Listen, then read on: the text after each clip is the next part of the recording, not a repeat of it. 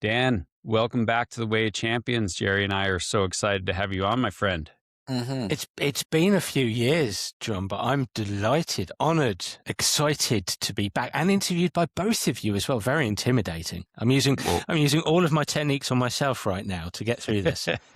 We're waiting for you to write a new book, man. I mean, but I have sent you the odd LinkedIn message like, we need to chat again. We need to get you back on the podcast because I so enjoy your LinkedIn posts, and you really just take this deep dive into these sports situations. And so when I heard you had this new book coming out, I'm like, oh, great. Because really what you were just saying to us is you've just spent the last, decade or so field testing a ton of stuff. That's a really good way to put it. Yeah. And you are right. You have very generously invited me on quite a few times over the last few years. And I've kind of not pushed back, but kind of said to you, I've got something in the pipeline that if you can be patient with me. So it's great to be back on. And yeah, my last book was released around about a decade ago. I wrote 4 in 4 years. So I was on a roll. But I really got to a point where it was like, I need to get out there and to use your term, which I think is absolutely spot on. I wanted to field test some ideas, and I've had the pleasure of working with 6 Premier League clubs, and probably in that time, and England Rugby. I was just coming to the end of England Golf a decade ago, so that was still involved. For Aston Martin Formula 1, finaled with Arne Slot. So I've had all these wonderful experiences where I've been able to field test these ideas, build on them, and tweak them where appropriate. And now I've managed to write the book, and it's about to get out there.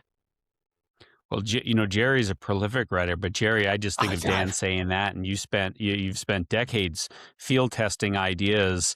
Yeah. I was trying to understand what Dan was saying, and I really get it. I actually did the field testing before the writing, like a lot, like 45 years worth of marinating my soul in this work. And to John's point, like since COVID, I've written, since 2020, I think I've written and published 9 books. And that's the very definition of prolific. If we looked prolific up in the dictionary, I think there's a picture of you there, Jerry. And I've had the pleasure of hosting you, Jerry, and yourself, John, but a couple of times with relation to some of those books. And just listening to you, 45 years of field testing. I mean, I'm in my infancy. It's I'm still in diapers, basically. I'm sitting with 2 youngsters right now, and I love it because I'm learning from you guys other things I need to know, but I didn't realize why I could write that much in that short period of time. And the reason was it was all in there bubbling over and percolating and for years, and then I was able to do it. And I'm not like John and you. I could speak for John, traveling all the time, always on a plane going to the East Coast or Europe or something. I get the pleasure of being here and choosing and picking where I want to go. And I don't go to many places because it's not worth it, So I'm sitting home, and what do I do with my time? I write. And so it's not a big accomplishment. It's like people eat every day, so I write every day, right? Well, but John, Jerry, sorry, you've worked with some amazing teams and amazing players, and being able to utilize modern technology now and jump on those Zooms and have these kind of conversations that you've had. Again, just leaning on some of the conversations I've had with you. I'm just in awe of the work that you've produced over the years, and you've been inspiring us all to be the very best that we can be. So the very fact that you've written 9 books in 6 years, I mean, I've done 1. Yes, get in. I'm 8 behind you, so I'm going to try and push on and write 9 in the next 6 years, and I'll be just behind you. And the stars align, you can't fight it. Yeah, I'm sure. Yeah, you have to. I think when the universe gives you an idea, you got to run with it, or the universe will take it away and give it to someone else. So, Dan, because you've been on before, and for people who who don't know, Dan was an aspiring professional golfer for many years. So I know you were watching the Masters this past weekend, and Rory McIlroy wins his second. But I don't know if you saw. He was wearing a Whoop band. Have you seen this? So it was measuring, and he made it public, his heart rate and stuff. So 72nd hole of the Masters on the tee, Rory, whose resting heart rate is in the 40s, was at 135, right? On the tee with a two-stroke lead. Slices it into the woods, right? We've all been there. Second shot, he's down at like 120. Gets it, hits it close to the green, gets on, and he's down by 100 at the putt, and then he's at 150 when he's celebrating. And what fascinating data, right? That competing is not about not being scared or having fear or stress or nervous. It's about the ability to take action in those moments, no matter what you're feeling. And that's kind of what your whole new book's about, isn't it? Well, in a nutshell, I suppose, the capacity to compete. I mean, I did watch the Masters from dawn till dusk here in the UK, or it's on in the evening here, and I watch every year, and I'm fascinated. As you said, I grew up.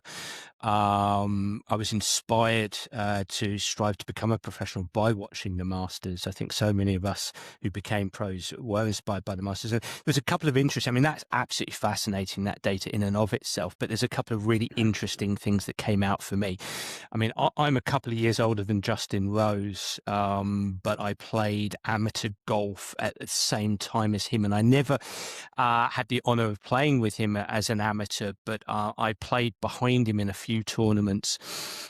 So our paths have crossed frequently. And the interesting thing about Justin, and I do hope he won't mind me saying this because I'm sure he listens into this all the time, John, but by his own admission, he failed to commit on a few shots, especially on the 10th and the 11th hole, and he hit a couple of push shots, which is classic not committing to a shot. And I find it amazing how somebody who is prolifically good under pressure and has won multiple times around the world, one of the best players in the world, actually just in that context, in that tournament, found himself in the lead. And although he kind of said, well, I didn't really look at the scoreboards, I think he probably had an inkling he was in the lead, and actually succumbed slightly to the pressure and went bogey and dropped down the field. The other interesting dynamic, other than the data points you gave me about Rory there, was just the fact that Rory was on Saturday on his C game. It was one of those days where he probably couldn't feel his swing. And again, having come from a golf background, and I've been a PGA coach, so I know the technical side of the game, and I know what it's like. I certainly know what it's like to not be able to feel your swing. That was me as a pro golfer. And he's hit. Right, okay, there you go. So we all know what that feels like. And so for him to really battle on the Saturday and even the Sunday, because he definitely didn't have his A game on the Sunday, to battle through just added an extra dimension to his self-regulation, his self-control under that pressure on the Sunday, when he essentially had his B minus C game on, which I just think is unbelievable golf from him. A sign of his ability, but his capacity to really engage in self-control under pressure. So I thought there was some really interesting dynamics coming out of that Masters from a psych perspective. And golf is such a fascinating sport because it's the golf course. There's not a teammate to rely on or cover for your mistake, or you can blame your caddy, but no one really cares, So it's just such a fascinating just ability to, I gotta step up. And we had a guy on this podcast a couple of years ago, Michael Murphy, wrote a wonderful book called Golf in the Kingdom, and he said golf is what happens between the shots, right? That's what golf is, right? And in that, you're so little time actually hitting the shots. It's what you're doing, where's your mind going, how you're staying focused, going in. And I think one of the interesting things, and I don't want to get too far off the topic, but as people have analyzed Rory and this new generation of golfers, like how important it is in that round. They're eating food, they're getting nutrition, they're fueling their brain, uh, instead of letting it get exhausted, as well. And this is something that, as sport coaches, our players go in at halftime and they need to fuel, but we probably should have a bar or something as well, so that we're coaching our best in those moments. And I'm a little bit off topic, but I find it's really fascinating to watch golf, because it's the epitome of having to be completely calm, not calm, but having to act when you're not calm at all. You've got to be. I mean, to use a term I use all the time, and I've written a chapter about this in my new book, Compete. But I also wrote a chapter about this with relevance to golf in my golf book, Golf Tough, that I wrote a decade ago. You've got to be in your game face. You've got to be. I define as a game face as your competitive persona. It's the specific persona that you want to demonstrate to yourself and potentially to others in the moment. You've got to be, do, act, embody, and act who you need to be.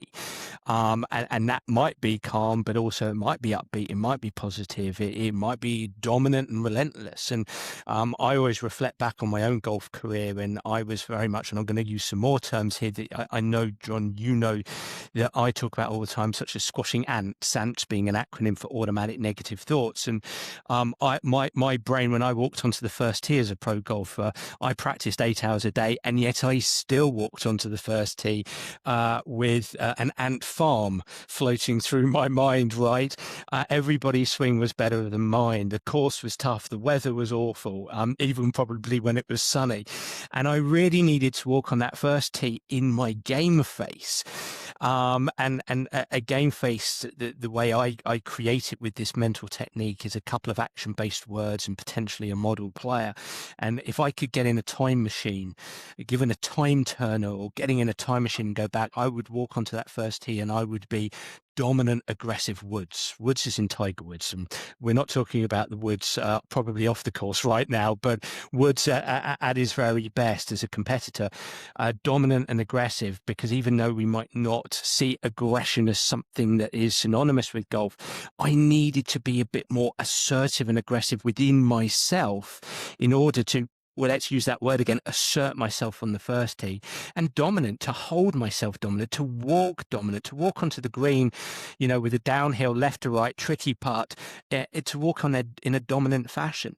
I believe every player, every competitor needs their own game face, no matter their sport, in order to optimize their ability to be the best individual they can be and the best teammate they can be. If we are talking about team sports, just one brief, interesting dynamic with golf. You see, I agree with you, John, that obviously in team sports, you could potentially have the luxury to hide, right? If perhaps you're not having a great game or you're not feeling it, although so many video cameras around, even at the amateur level, might find you out. But the interesting thing is, in golf, it's self-paced. The ball is stationary, which can make it harder. You're on your own. These things lend to people saying how psychologically difficult golf is, and I don't deny that. At the same time, I would always argue, as a pro golfer, whatever tour I had qualified for, and they were never the big ones, but whatever tour I had qualified for, I could pay my entrance fee and go and play. And I didn't have to, whilst I couldn't rely on anybody else, I didn't have to help anybody else. And so the psychosocial aspects in golf, it's just about me. And if anything, that can in a way make it easier as well. In a team sport, I might have to be, I do have to be a great teammate. I potentially have to be a good leader. I have to establish relationships. In golf, you don't give a damn if anybody likes you or not, but in team sports you have to have that. So there's this really interesting dynamism between the individual sports and team sports that I don't think are always obvious from a psychological perspective. Jerry, yeah, I saw you said. What stands in the way, Dan, of being that aggressive fighter warrior as you approach the first tee? What is that about? I mean, why not be aggressive? Like, what's in the way? Myself, I was, and that's very much. It's such a great question, isn't it? And I would, and again, I talk in my new book, Compete, about several. Emotional states that I think underpin that lack of aggression or assertiveness, and we can go on to talk about those in more detail. But for me, it was performance anxiety. I was working so hard at my game, and yet I suffered from real strong anxious ants. Again, let's use this term, automatic negative thoughts. And I'm a big believer. And look, if I may, I'll bring this on to Compete, this new book I've got out, whereby I open this book by saying it is critical. If you want to be a great competitor, it is critical to be able to take control and take charge of yourself in your given competitive environment. This word control, I think, is imperative.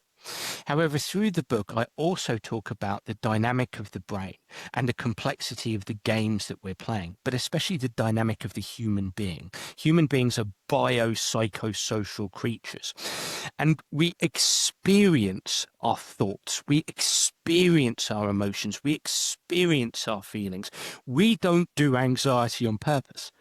You know, there are 8 billion people on planet Earth, and I think we can safely say there are some fairly different geopolitical things going on right now in the world. But you could also argue that one thing that all 8 billion of us have in common, and I'm pushing aside anybody with any kind of neurological disorders here, but we can pretty safely assert that all 8 billion of us have thoughts, emotions, feelings. That's how we function as human beings. If you strip psychology back, we think, we emote, and we feel.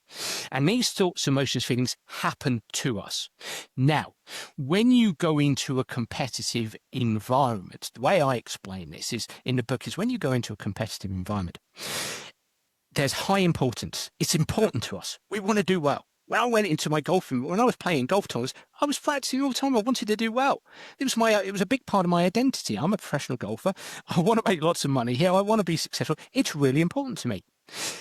And there's high uncertainty. There's a great deal of uncertainty. So we've got this equation, high importance, high uncertainty.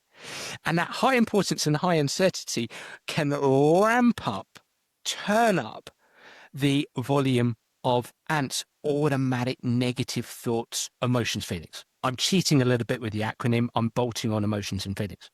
So again, let's come back to the human being. As human beings, we experience thoughts, emotions, feelings under pressure in tournament play. In competition, we can tend to have more automatic negative thoughts, emotions, feelings. And combined with, we don't necessarily know how to find our best mindset. So on the one hand, being a human being, we've got something pulling us down to a low performance mindset, a poor mindset, and we don't necessarily know how to find our best mindset, what I call your high performance mindset in the book. And so that's how I set up the book. I set up the book by saying, this is exciting. This is exciting. I'm going to teach you how to take control and take charge of yourself when you walk into your competitive environment, whatever that environment is. We're going to explore what you've got to do to help you find your high performance mindset.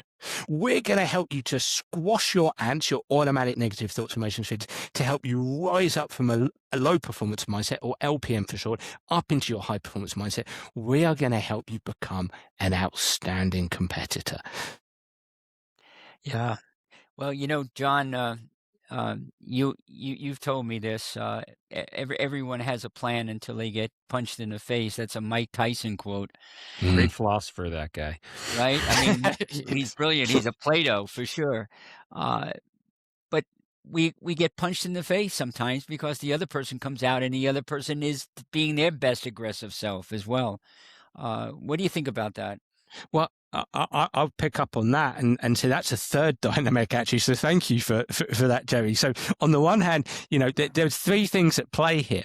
We don't necessarily know how to find a high performance mindset. So I'm trying to teach people in this book. We don't necessarily know how to squash our ants from any sort of internal anxieties, frustrations, angers that we might experience, okay, or complacency or despondency.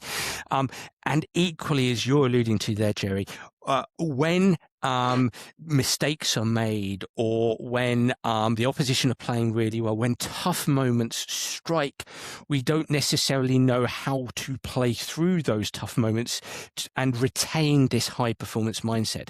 So I absolutely 100%. We need to have mental techniques in order to be mentally skillful in those tough moments. That's absolutely critical. You have to push past that, when you get proverbially punched in the face, I go again. I go again, I go again, I go again, I go again. I stay in my high performance no matter what. Nothing, as I say to my clients all the time, nothing and no one takes you away from your HPM, your high performance mindset. And that's how I set out the book. We can dive into this now, I'm sure, John. Yeah. I mean, I think everything you say is so important. This idea of game face, which you've talked about for years.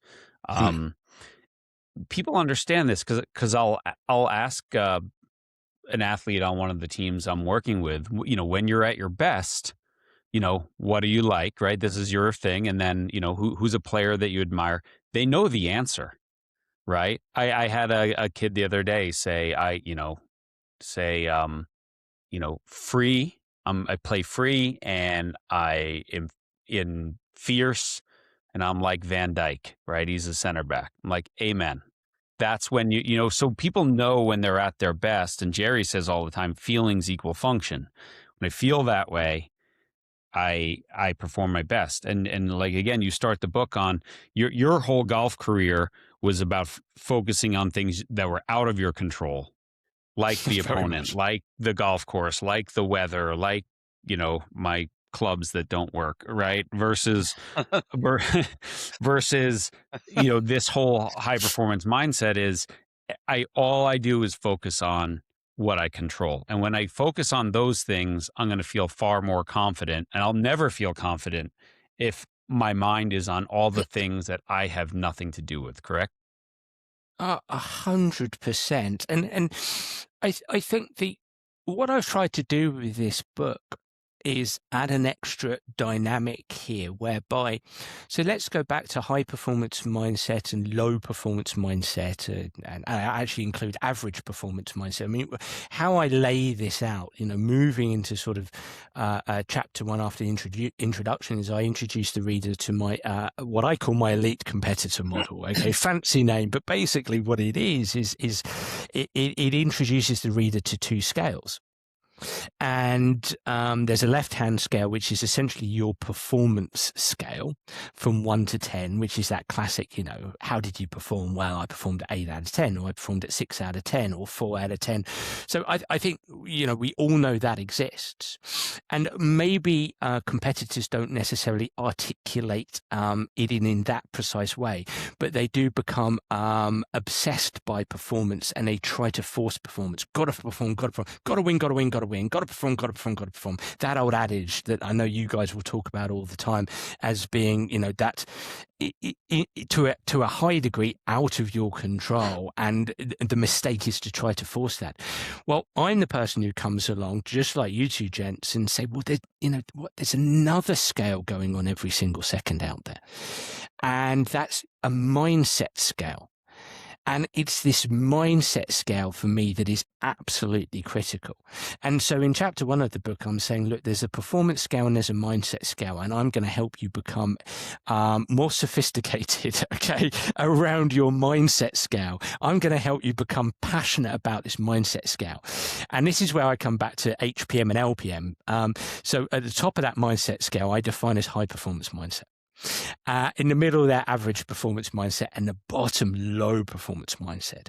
So again, what we're doing is we're starting to label what we want here. And labeling is quite a powerful thing, because if we go into an organization like, I worked for 2 years at Feyenoord football club in the Dutch Eredivisie, and I just so happened to be blessed to work with a pretty good coach there, a guy called Arne Slot, who ended up at Liverpool, who's having some challenging times at Liverpool Football Club at the moment. But it was wonderful to work with him, and he really loved this because his opening gambit to me back in September 2022 was, Dan, we've got a great team.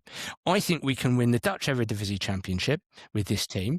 I think we can break the Ajax PSV stranglehold. I think we can have a good run at the Europa League, okay, so win in Europe, but I need my players to be mentally, he used the word mentally tough or mentally strong. I want the players to be as good mentally for 95, 100 minutes out there. And I introduced him to these two scales, this elite competitor model, and he really liked it because he said, yeah, we can really emphasize HPM, high performance mindset, in every activity, in every session, every single day, and really drive it. And that's what we did. And we ended up beating Ajax away from home for the first time in 17 years. I'm not going to for 1 second suggest it was only because we worked on HPM, but it was a contributing factor. Now, what I do in the book, and this can help you load up some questions here, I'm sure, is I was thinking, where do I want to take this? And I decided I wanted to do the deep dive here. Because I know a lot of people listening in would be saying, and I had this question, I was on another podcast earlier today, and they said, well, that's all very nice, Dan, but what do you mean by mindset? What is that? And so I'm defining mindset as 3 skills, 3 mental skills. Okay. I'm going out on a limb here. I'm being potentially quite brave. And I'm suggesting in this book that everything loads onto these 3 skills in action. And the quality of the execution of these 3 skills determine where you are on that mindset scale, which then heavily influences where you are on the performance scale. It all links in. Now, these 3 skills I think are undeniable, and I would say my claim is they are essentially first principles here. Attention, intensity, and intent. Briefly, attention, okay, a focus of attention, pretty obvious, I know. I think that's the number 1 mental skill. In a high performance mindset, you are focused and connected to the game. You are focused and connected to teammates, ball, space, opposition. You are scanning and searching for the cues in the environment that are appearing and disappearing that inform your next best action. In a low performance mindset, your attention, you are distracted and disconnected. Essentially, your attention turns inwards away from the cues and clues that are going on in the performance environment. Intensity, and by intensity, I'm actually talking about a mental intensity as a partner to physical intensity, but mental intensity is a close cousin to attention, and this is very much the engagement piece. We want to be able to have a duration of attention and direct our attention, but the intensity piece is that depth of attention. Are we alert and ready? Are we alert to see the opportunity and exploit the opportunity? Are we ready to see the danger and deal with the danger, see the responsibilities and execute the responsibilities? Alertness and readiness. And then finally, attention, intensity, intent. I think this is a fascinating word in sport. I don't think we talk about this enough. By intent, I'm talking about a mind-body state that influences the style in which you execute your actions. Athletes execute actions in their high-performance mindset with a high intent, where you are energy forward, you are purposeful, you are proactive with your attitude, and you are executing actions positively. In a low performance mindset, Where you have a low intent, you are energy back rather than energy forward. And I think these are the biggest killers in sport, where you are hesitant, inhibited, and passive. Hesitancy, inhibition, and passiveness.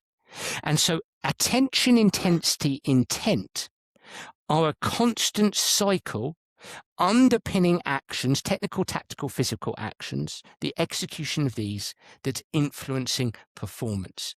And then for the remainder of the book, I'm introducing the reader to tools and techniques that they can use to play and compete with a high attention, an optimal intensity, a high intent, a high performance mindset.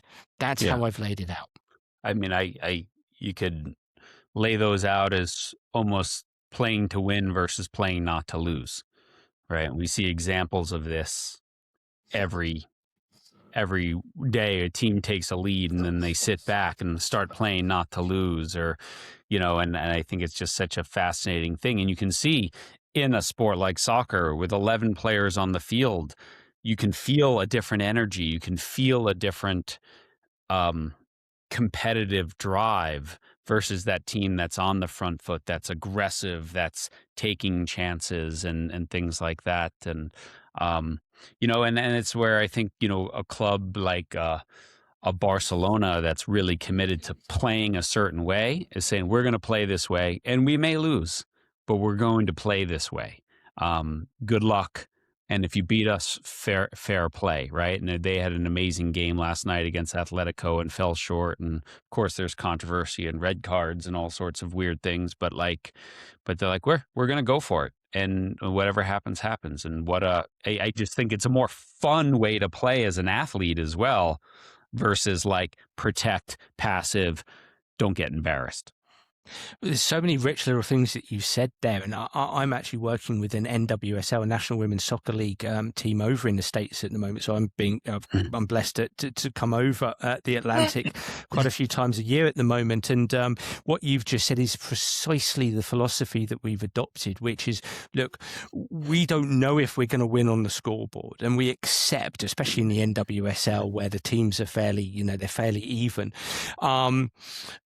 We accept we may not win on the scoreboard, but we refuse to lose on attention. We refuse to lose on intensity. We refuse to lose on intent. That's where we are going to obsess is a strong word, but we are going to obsess these every activity in every session, every day. We're going to be passionate about this as individuals and as teammates. Our leaders are going to drive this. Our coaches are going to drive it. We're going to be all in on this. That doesn't mean that we are definitely going to win. It doesn't mean we're going to get that right scoreboard all the time. Maybe we will, okay, but we probably won't, and we accept that. But what we refuse to accept is to not play with mental skill. That's what, if we're going to be angry with ourselves, we're going to be angry with ourselves there. If we drop down to LPM, we have to compete in HPM. Jerry. Boy, give me so much food for thought here. This is astounding. So let me just throw out some thoughts here. First of all, number one, I really want to know, come back at some point, maybe define what competing is. Like, how do I know when I go to a lacrosse pitch or a soccer pitch and I look at a team, how do I know they're competing? The Latin word for competition translated means to seek together. And you don't have to seek together with your opponent, but you can seek together with each other. So an example is, let me just go one step further. So one of the teams I'm working with right now is Navy lacrosse. Maybe I shouldn't be wearing this here. Okay. So, but one of the teams I'm working with is Cindy Timshall at Navy lacrosse, women. And, we had a session the other night and they were playing Army. Well, anyone that's anybody in sports knows that when you're playing Army and you're Navy, that's like the biggest game of the year. It's the national championship for them. And so we had a session and we talked about this seeking together and how we were going to seek together. And what we came up with is really interesting. We came up with the Latin term Invictus Spiritus. And Invictus Spiritus means the undefeated spirit. And I said to them, they can defeat you on the scoreboard. You can't control that. But can we go out on that field and control and make sure that they don't defeat your spirit? Okay, one step further now. So what does that mean? So they're all sitting, yeah, we're not going to let them beat our spirit. Well, what is that spirit? Your spirit is not what you do. We all know how to do lacrosse. We all know how to do whatever we're doing. We know how to do it. But psychologically and philosophically, your spirit is who you are. So if they can go out and be Navy, not beat Army, what does that mean? And we came up with like 4 or 5 items, which I said to them, if you're going to be this way, they cannot defeat your spirit, so you won't lose. And so that those 5 items were be brave, be strong, and we defined what brave meant and what strong meant. Be tough, be the hardest working team on the field, and be caring and giving to each other. They went out and they destroyed Army the next day. They crushed them. They scored 11 straight goals unanswered. And, I really think there's something to all that. And I really do think that we seek together our greatness. Like if I'm gonna play golf against you, yeah, the stakes are high and all of that, but really I'm gonna watch you and I'm gonna see what I need to do to be my better self. What do I need to do? How do I need to be? As Navy did, and to seek together our greatness. When we focus on not doing and we focus on being, we don't feel as much tension, we don't get tight, and we don't get tentative. When we focus in on controlling what we can, I can control how I'm being right now. I'm being passionate, I'm being demonstrative, I'm waving my hands, I'm really into this. That's how I'm being. You can't take that away from me. Now, yeah, sorry, beg your pardon. No, go right ahead. I just threw out a bunch of stuff there. I love it, and I love the way that you've helped that team lay down, to use some psychological jargon here, a shared mental model. You're helping, and that's what we do, right? We're facilitators. We facilitate a framework that we can together live by, train by, learn by, engage by, compete by, and that's just wonderful. Listening to what you're saying there, you're helping them define what their brand, what their version of what it is to compete is.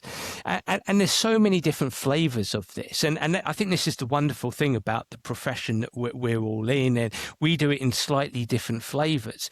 And from organization to organization, I'll do it in slightly different flavors, just as I'm sure both of you do. You don't do the same thing every time. So, at this NWSL team at the moment, I have introduced high performance mindset, low performance mindset, and attention, intensity, and intent. And to speak to what you're saying there, Joe, together, okay, we filled in some more detail what this looked like for us, and we are all in on supporting each other to do that. Now, if I was to go back to the case study working 2 years at Feyenoord in the Dutch Eredivisie with Arne Slot, one of the first things that we did is we got the players in the room and we lent on memory. We talked about us at our best to be able to define high performance mindset. I still use that language. And so, and the players broke that down into 3 action-based words. Those 3 words, if I can recall correctly, were brave, dominant, and relentless. Brave, dominant, and relentless. They padded brave, dominant, and relentless out with a few behaviors. I don't think you want to make too many, because then it gets lost amidst the noise. There's too much. But brave, dominant and relentless. And so much of those 2 seasons I was with them became about HPM, brave, dominant, relentless. And the beauty of that was just bringing these players back, this team back to who do we want to be? We want to be brave, dominant, relentless. Here's the behaviors related to that. We do this every day, every week. And it's that, to speak to what you're saying there, Jerry, and emphasizing, it's that togetherness of, of the framework, working together to help each other be there.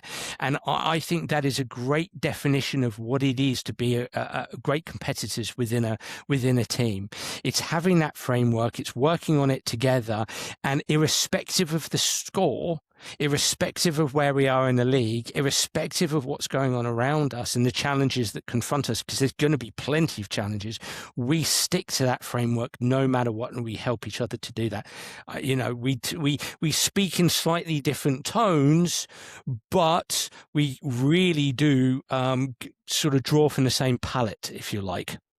Can I just throw in a quick thing, because I think it's really important. This is one of the first things Jerry said to me when he said, okay, I have these coaches, they want me to work with their teams, I'd like to pass them on to you. He said the coach has to be bought in, right? Arne Slot can't say, hey, Dan, make my team mentally tough, and I'm going to keep doing the same stuff that I've always doing. And if they're not mentally tough, that's your fault. Like, a coach has to create the environment for mental toughness. A coach, you have to then, Arne Slot has to say, yeah, I want my team to be brave, dominant, and relentless. Well, he or she has to create an environment where that's allowed to happen. And I can't be brave if I'm not allowed to make a mistake. Right? I can't be relentless if I get screamed at for missing a shot, right? I can't be dominant if I press and they beat the press, like whatever that is. So because we have so many coaches listening to this, it's like, you create the environment where this high performance mindset is allowed to happen. You can bring in Dan, you can bring in Jerry, you can bring in John. And if you don't create that environment, there's nothing we're going to do that's going to fix that. Agree? Disagree? I completely agree. And I've been in those environments where you're banging your head against a brick wall, and in essence, it's siloing psychology. It really is. It's the older school approach, if you like, or the older school coaching view of psychology, which is down the hallway, second on the left, go see the psych and have a conversation, and it's go get healthy. Yeah, it's disembodied. It's not embedded. The words I'm thinking are the importance of being embedded, embodied, enacted. Hey, John, it's that classic ecological stuff, right? We're all in on this. And over the years, I've worked with enough teams and had those situations where you're trying your best to do great work. And I say to coaches now, look, help me be great. I work damn hard, and I'm a geek with this stuff. I think about this stuff 24/7. My wife despairs, right? And so if I'm going to do that, I want to go walk into an environment and say, help me be the best that I can be.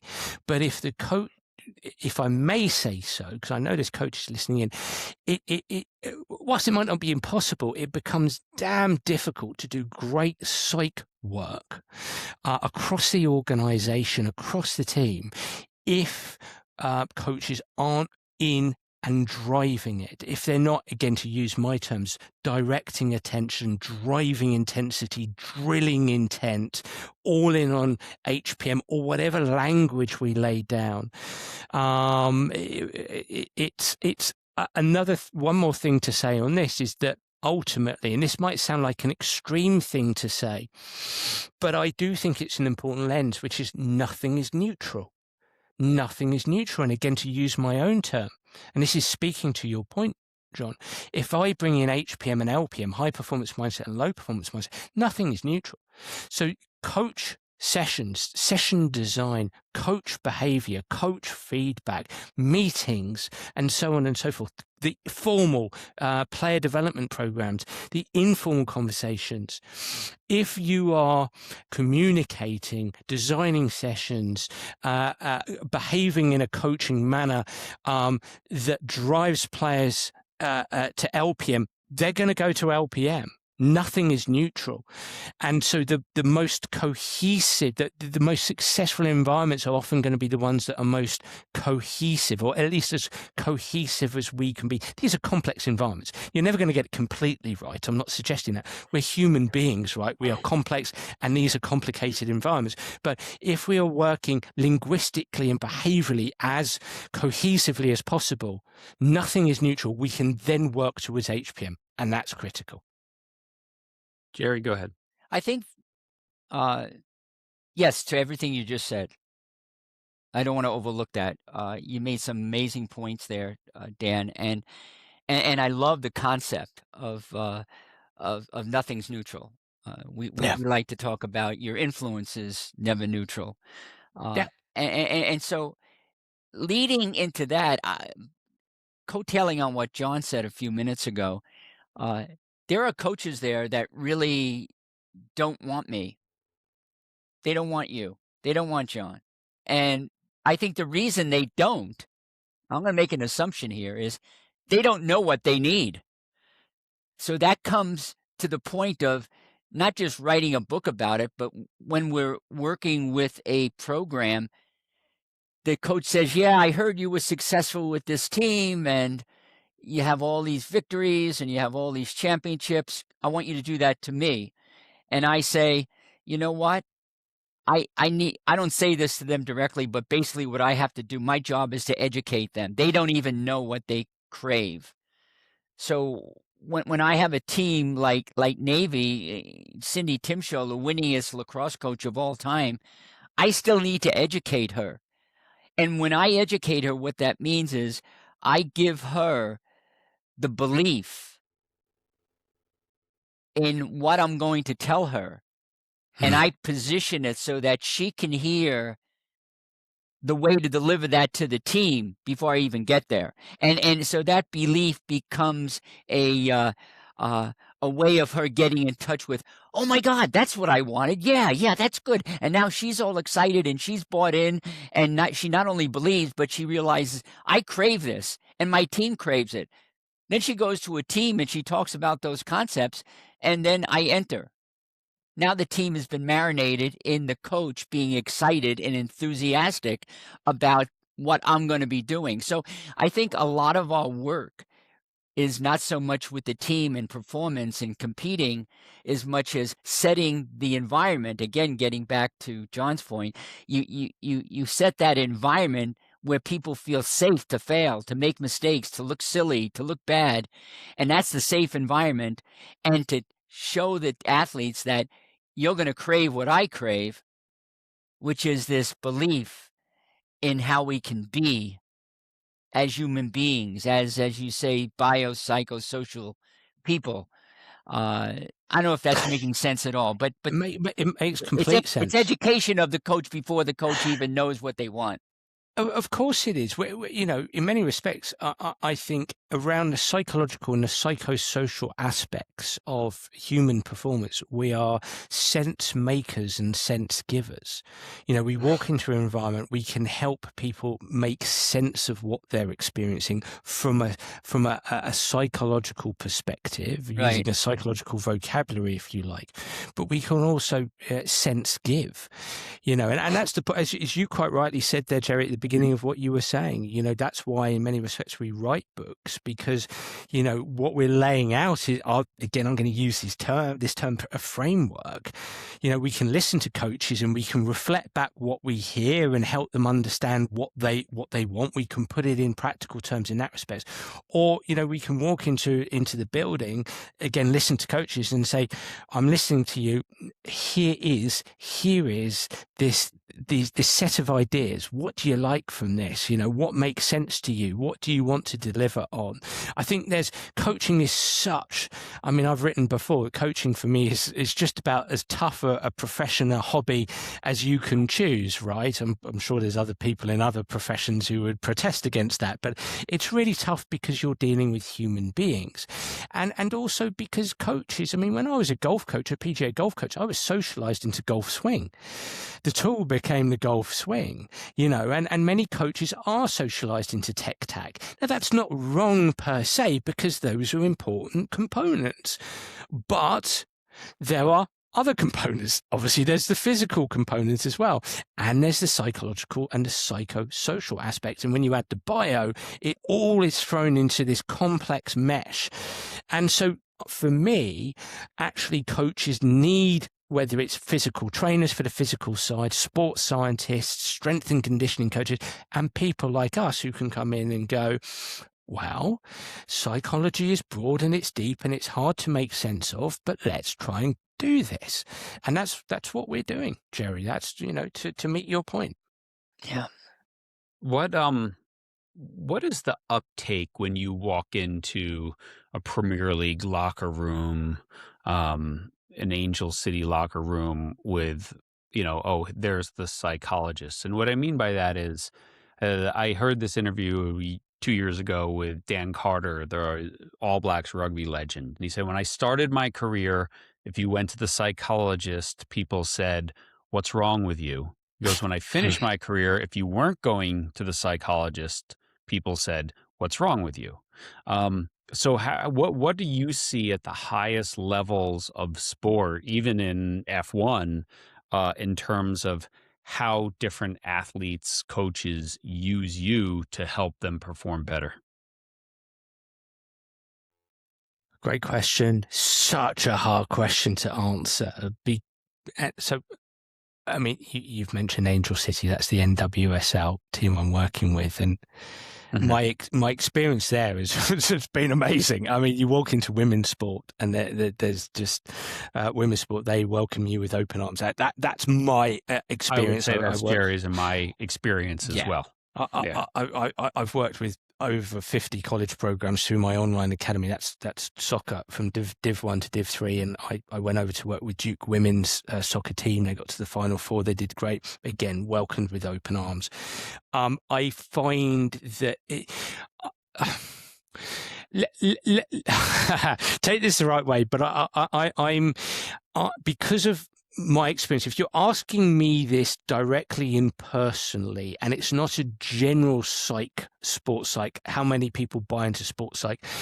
Because now I have 30 years experience, 20 years as a sports psych with a pretty strong CV, and please take that not as a boastful comment, but I know I can walk into a room and grab attention because of that experience. And again, please, I'm not trying to be boastful there, but that when you build up that experience, and both of you have built up that experience, and Jerry, you've been doing this for so many years at such a high level, and so when you've built that kind of CV, you are at a greater advantage of getting buy-in. And that does, I'm answering you this way because that does matter. Human beings are human beings, and leadership is about influence, right?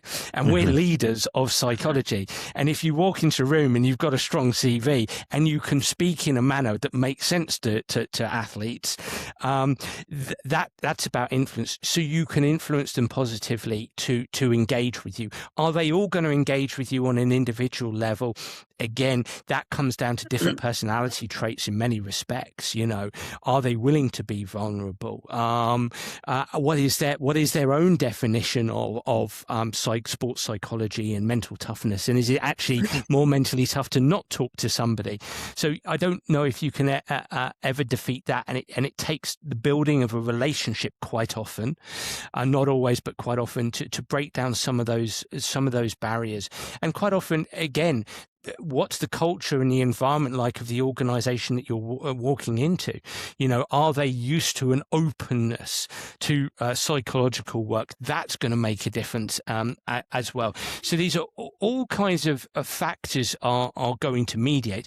Now, if you're talking about across sports, I mean, I just think over the last decade, players across sports have just, because of it, and I'm talking about the elite level, the professional level here, or even down to the college level, because there are so many more high-profile sports people at least talking about mental health and well-being. You know, over a decade ago, the NBA and the NFL mandated mental health support. And so subsequently, over the years, normalcy has arisen with this, and players are talking more about mental health and well-being. And so again, it's normalized our profession more. And again, you get more buy-in from that perspective. Is there as much buy-in on the performance psychology piece? I think that's an interesting thing to talk about as well. When you talk about, again, across sports, it varies. I found in Formula One, I was with Aston Martin Formula One for 2 years. I was principally working with the pit crew to help them be more consistent with their tyre change. But I have worked with Formula One drivers, some very famous ones.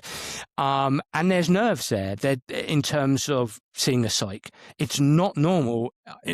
I found in Formula One, sports psych hasn't hit that hard yet.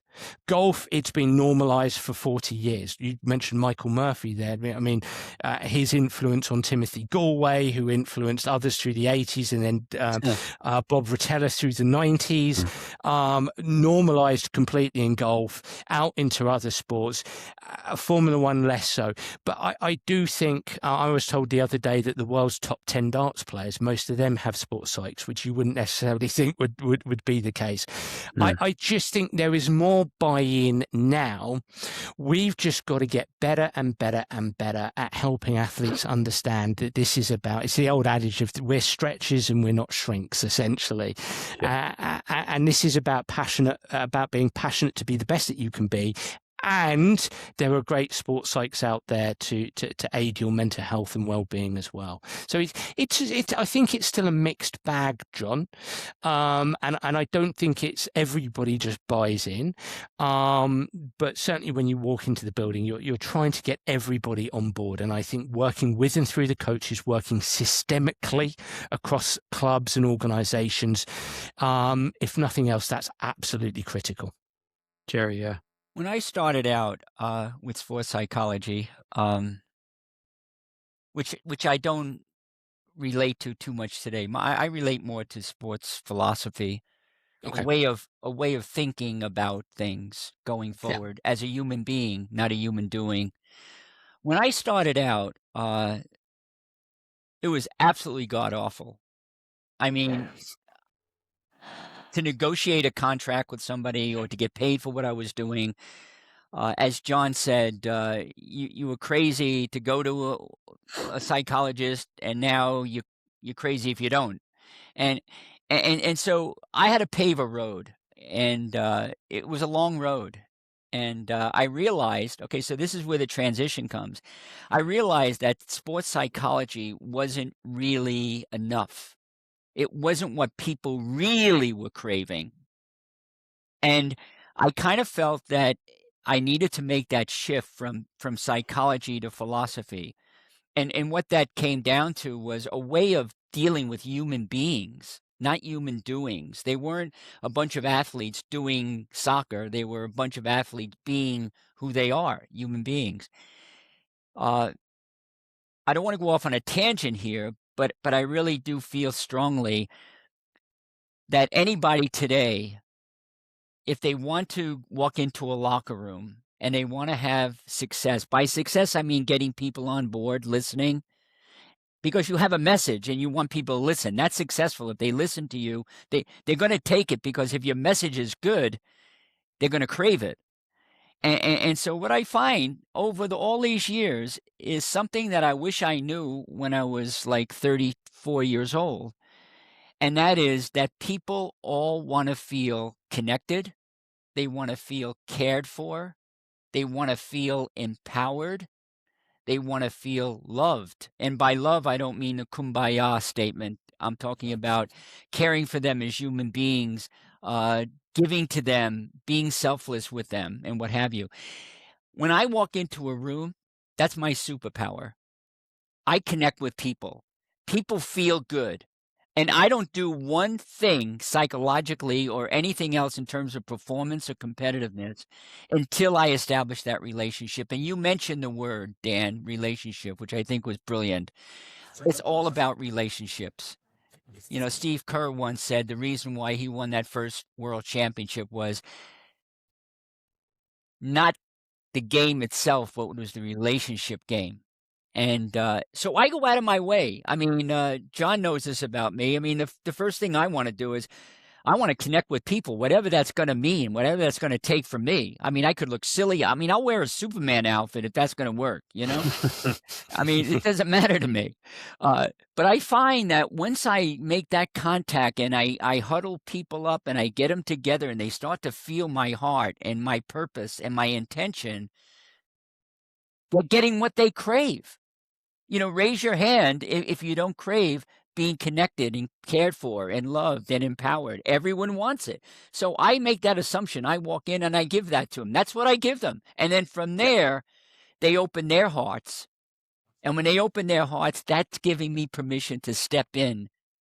And when I step in, now I can do the psycho mumbo jumbo if I choose to, which I don't, but I can do that. And I can give them anything they want. So it's that opening of their hearts. And that's the place you got to get to. And you don't get there by going in and say, I'm going to teach you everything you need to know about high level performance. That's not going to work. That's not what they're craving. Anyway, thoughts on that or?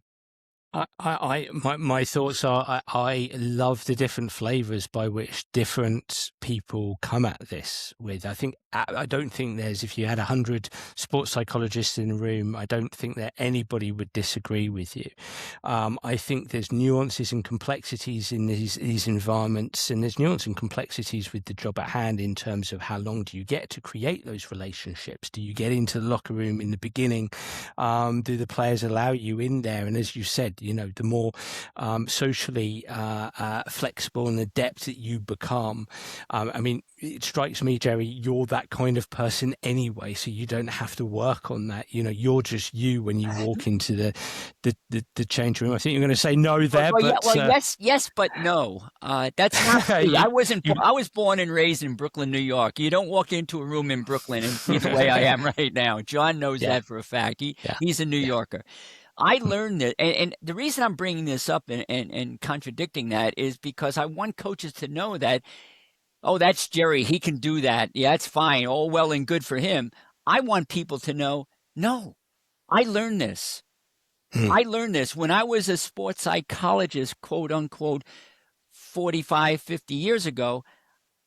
I didn't know this, and I struggled. And when I got that transformation, when I got the point that I just have to be me, whoever that is, and give them what they're craving and deserve, and everything turned around. And so what I did was I spent a lot of my time researching people, great leaders, generals, popes, whoever, who seemed to were more effective. And those who were more effective had this knack, this way of connecting to people.